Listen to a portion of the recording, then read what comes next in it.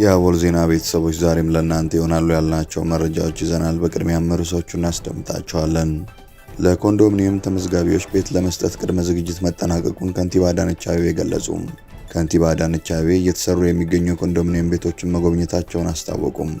ወልቃይትና ራያ ላይ ውሳኔ ተሰጠ። የአቶ ጌታቸው ረዳ ፓርቲ የመንግስትን ውሳኔ ተቃወመ። አብን የምርጫ ቦርድን ውሳኔ እንደሚያከብር ገለጸ። እንዲሁም ሶማሌላንድ ለአሜሪካ ለማቅረብ ስላዘጋጀችው እጅ መንሻ እንነግራችኋለን። አብራችሁን ቆዩ።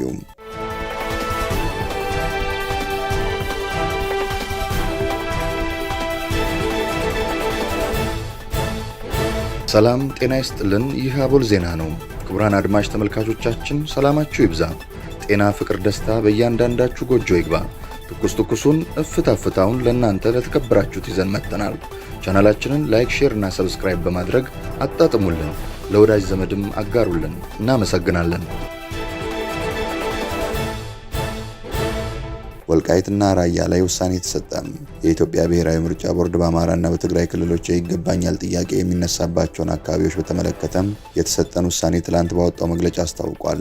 ቦርዱ በሰባተኛው ጠቅላላ ምርጫ የጊዜ ሰሌዳ ላይ በተመለከተው መሰረት ጥር 22 ቀን 2018 ዓ.ም የመራጮች ምዝገባ ለማካሄድ እየተዘጋጀባቸው ያሉትን ምርጫ ክልሎችና ምርጫ ጣቢያዎች ዝርዝር ለሕዝብ ይፋ ማድረጉን አስታውሷል።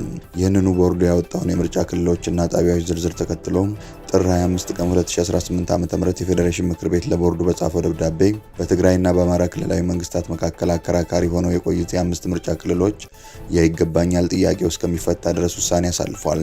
በዚህም የሁመራ፣ የአዲረመጽ፣ የኮረም ኦፍላ፣ የጠለምትና የራያ አላማጣ ምርጫ ክልሎች ከትግራይ ክልላዊ መንግስት ውጭ ሆነው ለብቻቸው በቀጥታ ለህዝብ ተወካዮች ምክር ቤት ምርጫ እንዲደረግ ምክር ቤቱ መወሰኑን ለቦርዱ አሳውቋል። የክልል ምክር ቤት ምርጫው በአካባቢዎቹ ላይ የተነሳው የይገባኛል ውዝግብ በህገ መንግስት ውሳኔ ሲፈታ አመቺ ጊዜ ተመርጦ ወደፊት እንደሚካሄድ መወሰኑንም እንዲሁ ምክር ቤቱ አሳውቋል። በመሆኑም ቦርዱ በፌዴሬሽን ምክር ቤት ውሳኔ መሰረት የሰባተኛውን ጠቅላላ ምርጫ ከላይ በተጠቀሰው አግባብ ለመፈጸም የሚያስችለውን ህግና ስርዓት በመጠበቅ ተግባራዊ የሚያደርግ መሆኑን አስታውቋል። የአቶ ጌታቸው ረዳ ፓርቲ የመንግስትን ውሳኔ ተቃወመ። አቶ ጌታቸው ረዳ በፕሬዝዳንትነት የሚመሩት ዲሞክራሲያዊ ስምረት ትግራይ ፓርቲ የፌዴሬሽን ምክር ቤት በምርጫ ክልሎች ላይ ያስተላለፈው ውሳኔ የሀገሪቱን ህገ መንግስታዊ ስርዓት መሰረት የሚንድ ነው ሲል ተቃውሟል። ውሳኔው ተቋማዊ ነጻነትን የሚደፈጥጥና ህገ መንግስታዊ ስርዓት አልበኝነትን የሚያውጅ ነው ያለው ፓርቲው የማስተካከያ እርምጃ ካልተወሰደ በምርጫ የማይሳተፍ መሆኑን አስታውቋል። ፓርቲው ይህን ያለው ለኢትዮጵያ ብሔራዊ ምርጫ ቦርድና የፌዴሬሽን ምክር ቤት ዛሬ ሰኞ የካቲት 16 2018 ዓ.ም በጻፈው ደብዳቤ ነው። የአቶ ጌታቸው ፊርማ ያረፈበት ደብዳቤው የፌዴሬሽን ምክር ቤት ውሳኔና እርሱን የተከተለው የምርጫ ቦርድ ድርጊት ግልጽ የስልጣን አላግባብ መጠቀም ማረጋገጫ እንደሆነ አመላክቷል።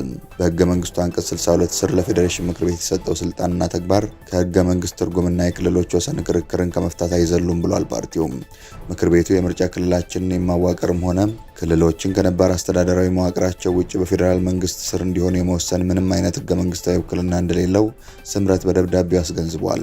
ማንኛውም የክልል ወሰን መፍትሄ ሊያገኝ የሚገባው በህገ መንግስቱ አንቀጽ 48 መሰረት መሆኑን ያመላከተው ፓርቲው ይህ ሂደት ሳይጠናቀቅና በህዝበ ውሳኔ ይፋዊ ለውጥ ሳይደረግ ምርጫው በፌዴራል መንግስት ይፈጸም መባሉ የክልል አስተዳደርን በጉልበት የመንጠቅ ሙከራ ነው ሲል አውግዟል።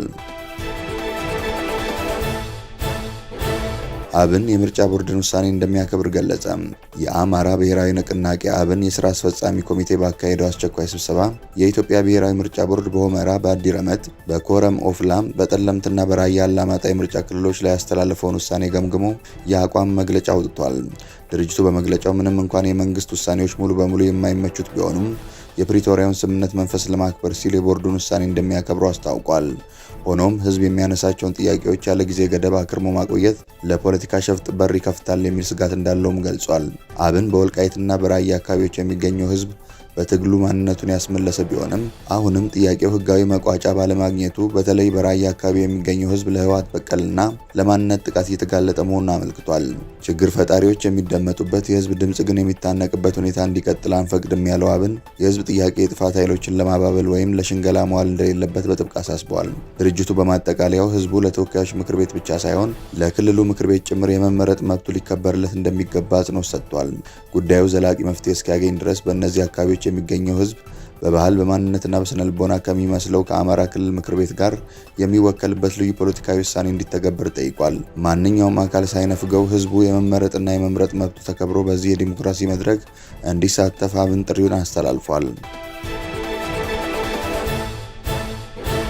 የአዲስ አበባ ከተማ አስተዳደር ከንቲባ ወይዘሮ አዳነች አቤቤ የተሰሩ የሚገኙ ኮንዶሚኒየሞችን መጎብኘታቸውን ገልጸዋል።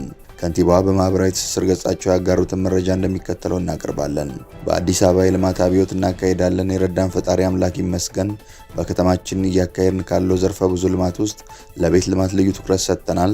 በ2018 ዓ.ም ለማከናወን ካቀድነው 100,000 የቤቶች ግንባታ ውስጥ የ97,000 ቤቶች ግንባታ በአስደናቂ ሁኔታ የተፋጠነ ይገኛል። ዛሬ ከማለዳ እስከ ቀትር በግንባታ ላይ ካሉ 17 ሳይቶች መካከል በገርጂ፣ በቱሉ ዲምቱ፣ በገላን ጉራ የመጀመሪያና ሁለተኛ ምዕራፍ፣ በአቃቂ ቃሊቲ ወርቁ ሰፈር እንዲሁም በንፋስ ስልክ ላፍቶ የገበያ ማዕከል የተገነቡ ያሉትን ቤቶች ገምግመናል። የተቀሩትንም ሳይቶች በተያዘላቸው መርሃ ግብር መሰረት እየገመገምን የምናሳውቅ መሆኑ እንደተጠበቀ ሆኖ ዛሬ የገመገምናቸው ሳይቶች ፕሮጀክቶቹ ከተጀመሩ ከ6 እስከ 7 ወር ቢሆንም በ24/7 የሥራ ባህል እጅግ ትጉ በሆኑ ኢትዮጵያዊ ኮንትራክተሮች፣ ማህበራት፣ አማካሪዎች፣ ትጉ አመራሮችና በዘመናዊ ቴክኖሎጂ በመታገዝ በአሁኑ ወቅት አበረታች ደረጃ ላይ ደርሰዋል።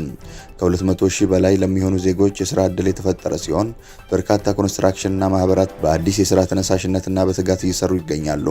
ትኩረታችን የቤቶች ግንባታ ፍጥነት ብቻ ላይ ሳይሆን ከቤት አቅርቦት የዘለለ በተሻሻለ ዲዛይን ጤናማ ውብና ዘመናዊ የመኖሪያ መንደሮችን መገንባት ሲሆን የግንባታ ጥራት ለማረጋገጥ የአዲስ አበባ ሳይንስ ቴክኖሎጂ ዩኒቨርሲቲ በአማካሪነት አብሮ እየሰራ ይገኛል።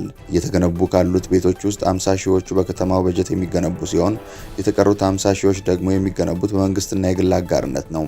ከለውጡ በፊት እንደዚህ አይነት ሰፊ የቤት ልማት አይደለም። በከተማው በጀትና በአንድ ዓመት ቀርቶ በተለመደው የባንክ ብድር እንኳን በየ5 ዓመቱ 100,000 ተሰርቶ ቢሆን ኖሮ ዛሬ በሚሊዮኖች ተመዝግበው ለረጅም ዓመታት እስከዛሬ የሚጠባበቁ እስከ 60 ቢሊዮን በላይ የኮንዶሚኒየም የቦንድ ዕዳን ተረክበን ለመክፈልና ለማስተናገድ ባልተገደን ነበር። አሁን እየገነባን ያለነው ምንም እንኳን ከነዋሪዎቻችን ሰፊ ፍላጎት አንጻር አቅርቦቱ ገና ቢሆንም የቤት ችግርን በዘላቂነት የመፍታት ስራችን ይበልጡኑ ተጠናክሮ ይቀጥላል ብለዋል። ለተመዝጋቢዎች ቤት ለመስጠት ቅድመ ዝግጅት መጠናቀቁን ከንቲባ አዳነች አቤቤ ገለጹ። በመዲናዋ የ100,000 ቤቶች ግንባታ ሂደት በፍጥነትና ጥራት እየተከናወነ ነው ሲሉ ከንቲባ አዳነች አቤቤ አስታውቀዋል። በአዲስ አበባ ከተማ በ2018 በጀት ዓመት ለመገንባት የታቀዱ የ100,000 ቤቶች ግንባታ በፍጥነትና ጥራት እየተከናወነ ነው ሲሉ የአዲስ አበባ ከተማ አስተዳደር ከንቲባ አዳነች አቤቤ አስታውቀዋል።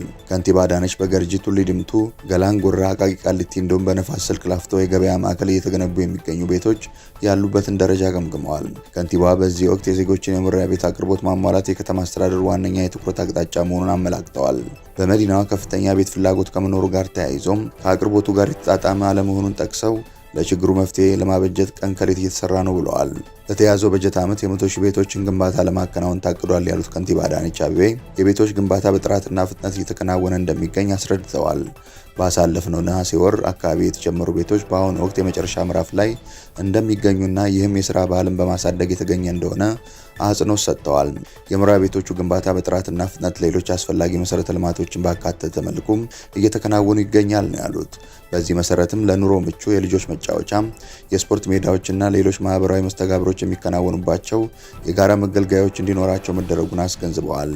የግንባታ ስራው ቀንና ሌሊት በፍጥነት እየተከናወነ መሆኑን ጠቁመው በተያዘው ዓመት በተለይም በመንግስት በጀት የተጀመሩ ቤቶችን ለማጠናቀቅ እርግጠኛ ሆነናል ነው ያሉት። ለከተማዋ ነዋሪዎች የገባነውን ቃል በትክክል እየተገበር እንገኛለን። ለአብነትም ባለፉት 5 ዓመታት ከ434,000 በላይ ቤቶች በከተማዋ መገንባታቸውን አብራርተዋል። ነባር የመኖሪያ ቤት ተመዝጋቢዎች የዕድሉ ተጠቃሚ እንደሚሆኑ ያስረዱት ከንቲባዋ ከእነዚህ ፕሮጀክቶች ውስጥ ለነባሮቹ እንዴት ማስተላለፍ እንደሚገባ ዝግጅት ተደርጓል፣ ቅድሚያም ይሰጣቸዋል ብለዋል። ሶማሌላንድ ለአሜሪካ እጅ መንሻ ለመስጠት ዝግጁ መሆኗን ገለጸች። ሶማሌላንድ ለአሜሪካ ወታደራዊ የጦር ሰፈርና የማዕድን ቁፋሮ ፈቃድ ለመስጠት ዝግጁ መሆኗን ገልጻለች። ዓለም አቀፍ እውቅናን ለማግኘት ጥረት እያደረገች የምትገኘው ሶማሌላንድ ለአሜሪካ የማዕድን ፈቃድና የወታደራዊ ጦር ሰፈር ለመስጠት ዝግጁ መሆኗን አንድ የሀገሪቱ ሚኒስትር ገልጸዋል። ሶማሌላንድ ከ1983 ዓ.ም ከሶማሊያ መገንጠሏን ካወጀች ጀምሮ ዓለም አቀፍ እውቅና ለማግኘት ጥረት ስታደርግ የቆየች ሲሆን ባለፈው ታህሳስ ወር እስራኤልም የአጋርነት እውቅና የሰጠቻት ብቸኛው ሀገር ሆናለች። ምንም እንኳን ሶማሌላንድ የራሷ ፓስፖርት፣ መገበያ ገንዘብ፣ ሰራዊትና ፖሊስ ያላት ቢሆንም በሞቃዲሾ የሚገኘው የሶማሊያ መንግስት ግን አሁንም የግዛቱ አንዱ አካል አድርጎ እንደሚቆጥራት ይታወቃል። የሶማሌላንድ የፕሬዝዳንት ጽህፈት ቤት ሚኒስትር ሀደር ሁሴን አብዲ ቅዳሜ ዕለት ለኤኤፍፒ በሰጡት ቃለ ምልልስ ለዩናይትድ ስቴትስ በማዕድን ዘርፍ ልዩ የስራ ዕድል ለመስጠት ፈቃደኞች ነን፣ እንዲሁም ወታደራዊ ጦር ሰፈሮችን ለማቅረብ ዝግጁ ነን ብለዋል። ሚኒስትሩ አክለውም ከአሜሪካ ጋር በሆነ ነገር ላይ እንስማማለን ብለን እናምናለን ሲሉ ተናግረዋል። የሶማሌላንድ ፕሬዝዳንት አብዱረህማን መሐመድ አብዱላሂ ባለፉት ጥቂት ሳምንታት እስራኤል በአገሪቱ የማዕድን ሀብት ላይ ቅድሚያ የምታገኝበትን ዕድል ለማመቻቸት ፍላጎት እንዳላቸው ጠቁመው ነበር።